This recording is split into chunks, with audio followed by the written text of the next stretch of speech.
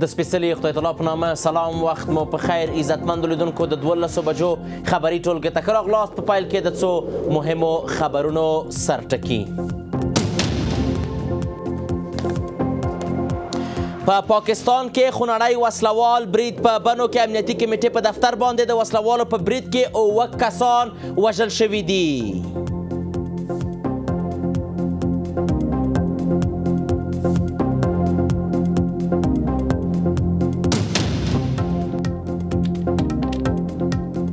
په قرغیزستان کې د هند او اسلامي امارات د سفیرانو ترمنځ لیدنه. په قرغیزستان کې د افغانستان اسلامي امارات د سفارت سرپرست عبدالشکور حقانی په دغه هیواد کې د هند له سفیر بریندر سنګ سره کتلي دي.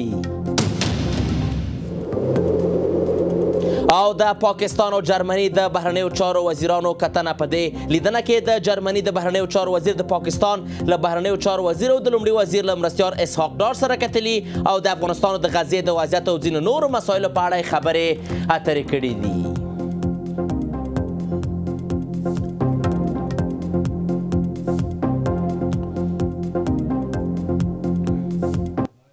بشپړ خبرونه زه یوسف خان لالی یم. په بنو کې امنیتي کمیټې په دفتر باندې د وسلوالو په برید کې 9 کسان وژل شوي دي. د پولیسو په وینا وسلوالو د بنو په هوج سیمه کې د امنیتي کمیټې په دفتر باندې ډزې کړې چې په پایله کې 9 کسان وژل شوي او یو ټپي دی. پولیسو ویلي چې وسلوالو د برید په وخت کې د امنیتي کمیټې په دفتر برید وکړ. تحقیقات پیل شوي په داسې حال کې چې مړي او ټپیان د ولسوالۍ مرکزي روغتون ته لیږدول شوي دي. له بلې خوا د کورنیو چارو وزیر محسن نقوي ویلي چې د خیبر پښتونخوا حکومت هوډ لري چې ټول دښمنان په بشپړه توګه له منځه یوسي.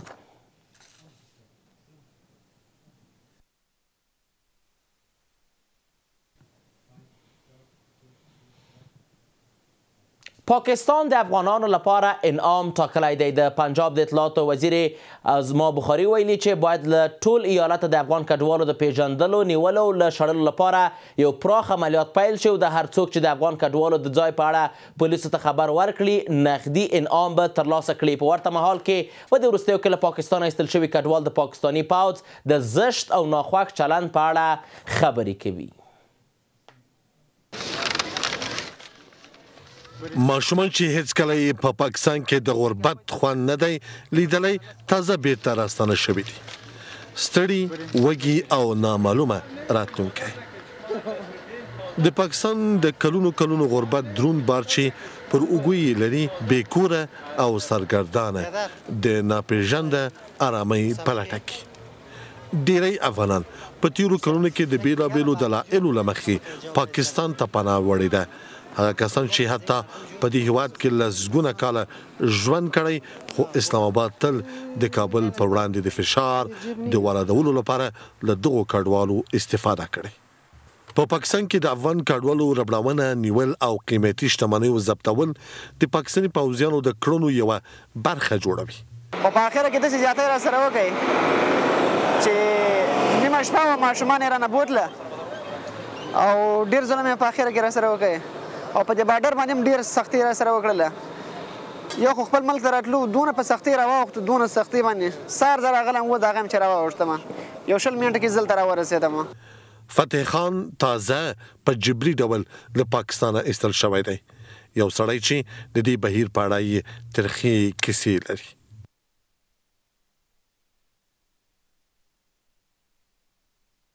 Combing operation को इस जो अफगान په پنجاب ایالت کې افغان کډوال د کړاوونو سختې ورځې تیروي. تازه د پنجاب ایالت اطلاعاتو وزیر ویلي هر څوک چې د افغان کډوالو د پیژندنې لپاره پولیسو سره مرسته وکړي انعام به ورکړل شي.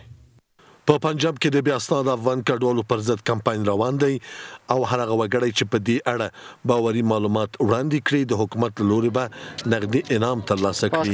همدارنګه په تېرو 3 اونیو کې 6220 افغان وګړي له دې ایالت څخه خپل هیواد ته ستانه شوي دي. نو د پاکستان حکومت له موږ سره دومره زور زیاتی کړی ده که زه دا ټول بیان درته وکړم یقین دا خلک به وځاړي. نو مطلب نه دا ده چې موږ هسې راغلو ډېر خوشحاله شو الحمدلله. خپل کاروبار مې د دوکانونه مې و هلته د خلکو کاروبار دغسې پاتې شو د 50 کالو 500 کالو مطلب چې د چا کاروبار یو منټ وخت یې ورنکړه. لا ګاونډي هیوادونو په ځانګړي توګه له پاکستان د افغان کډوالو د شړلو لړۍ سره مهاله د ملګرو ملتونو د پرختي پروګرام د اسیا مسؤل خبرداري ورکړی چې افغانستان د دې وړتیا نه لري چې د اروپای هیوادونو له لوري بیرته لیږل کیدونکي افغان پناه غوښتونکي بیرته جذب او منسجم کړي د سازمان ویلي چې د افغانستان وسنۍ وضعیت او نړیوال مرستو ته د لاسرسي کمیدل په سیمایي کچه د دغو بیرته ستنیدونکو د ادغام بهیر لا ستونزمن کړی دی. په همدې حال کې د ایران د کورنیو چارو وزیر اسکندر مومني ویلي چې په هیواد کې له شاوخوا 6 میلیونه افغان کډوالو څخه تر 1 میلیون ډیر کسان افغانستان ته ستانه شوي دي.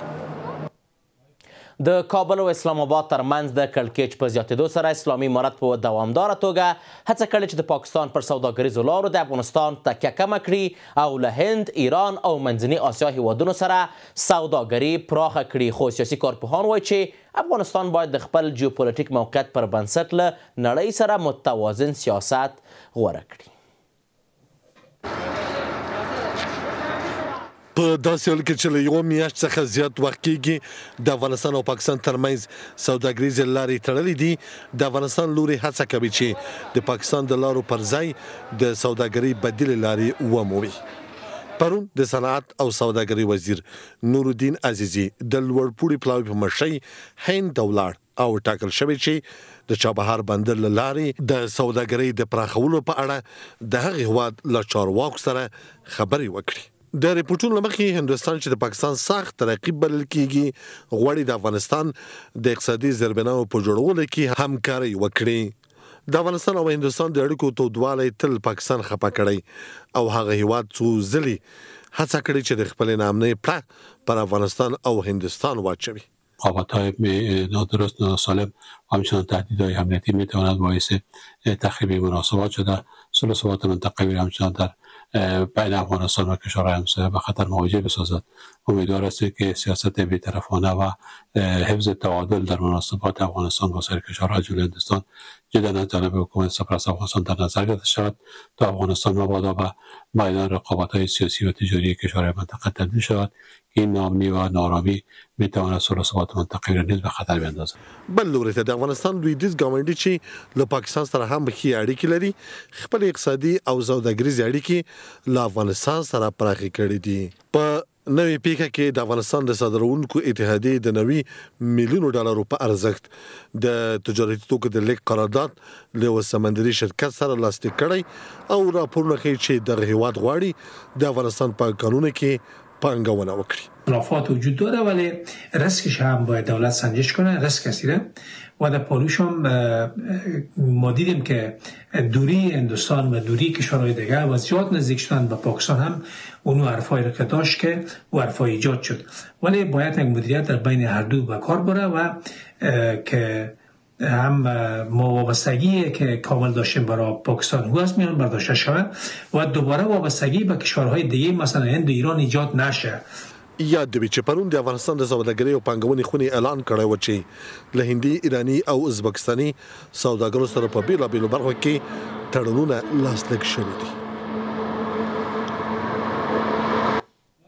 په قرغیزستان کې د افغانستان د اسلامي امارت د سفارت سرپرست عبدالشکور حقانی په دغه هیواد کې د هند له سفیر بریندر سنگ سره کتلي دي. په دې کتنه کې د کابل او نوې ډیلي ترمنځ د اړیکو د پیاوړتیا، اقتصادي همکارۍ، سیمهییز اتصال، بشري مرستو او د دوه اړخیزو ډیپلوماټیکو تعاملاتو د پراختیا په اړه خبرې شوي دي. دواړه لوریو هند ته د اسلامي امارت د بهرنیو چارو وزیر وروستی سفر د دوه اړخیزو اړیکو د پراختیا په لور یو مهم ګام بللی او هیله یې څرګنده کړې چې د افغانستان د صنعت او سوداګرۍ د وزیر سفر به نوې ډیلي ته د سوداګرۍ، صادراتو او وارداتو په برخو کې د نویو فرصتونو او پراختیا لپاره هم لاره هواره کړي. نن جمعه د نومبر 21مه د ټلویزیون نړیواله ورځ ده. د ملګرو ملتونو عمومي اسامبلۍ د 1996 کال د ډسمبر په 18مه د نومبر په 21مه د ټلویزیون نړیواله ورځ په توګه وټاکله ترڅو د شخړو، سولې، امنیت او لویو اقتصادي پیښو په پوښښ کې د ټلویزیون د اغیزې په اړه پوهاوی لوړ کړي.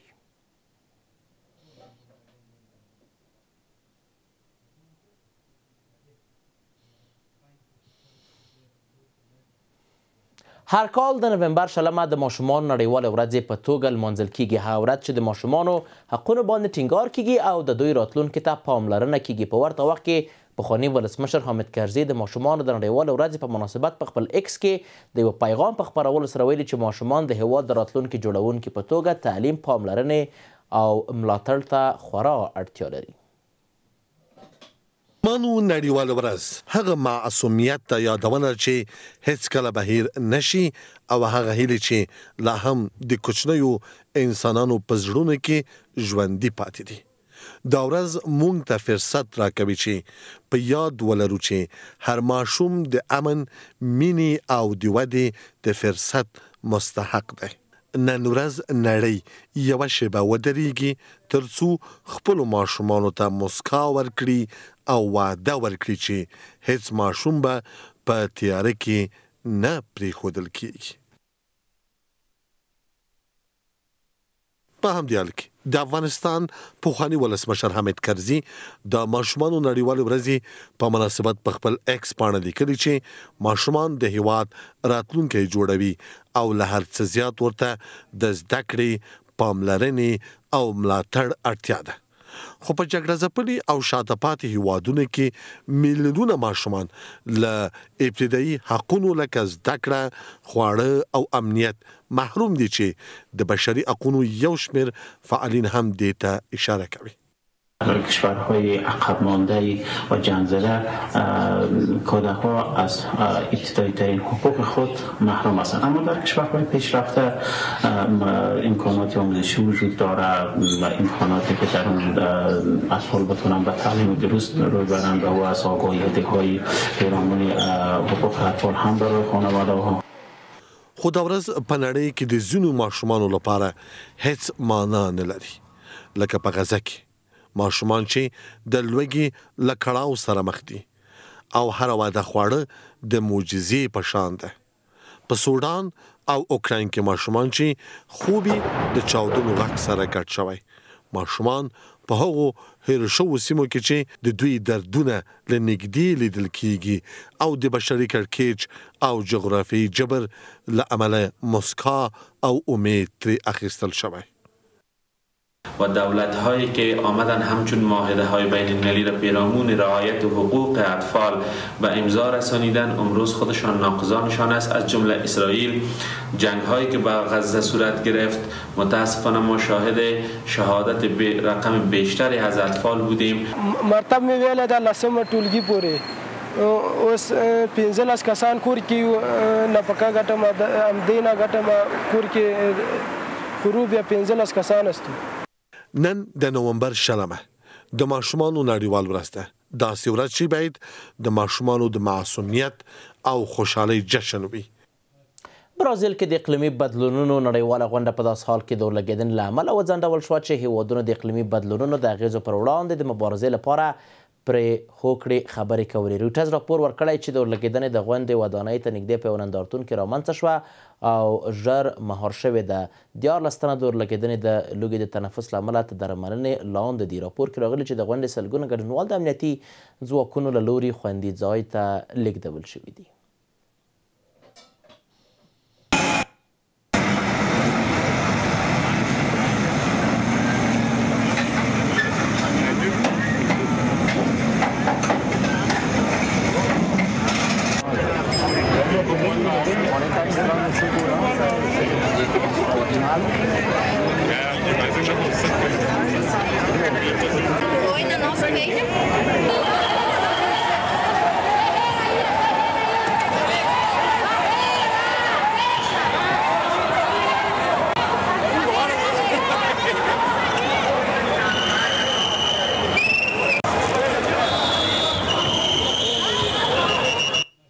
د جرمني د بهرنیو چارو وزیر د پاکستان له بهرنیو چارو وزیر او د لومړي وزیر له مرستیال اسحاق ډار سره کتلي او د افغانستان او غزې د وضعیت او ځینو نورو مسألو په اړه خبرې اترې کړې دي. د جرمني بهرنیو چارو وزارت په یوه خبرپاڼه کې ویلي چې دواړه خوا بروکسل کې د اروپایي ټولنې د هند او ارام سمندر سیمې هیوادونو د وزیرانو د غونډې په څنډه کې کتلي او د دوه اړخیزو همکاریو پر پیاوړتیا یې خبرې کړې دي.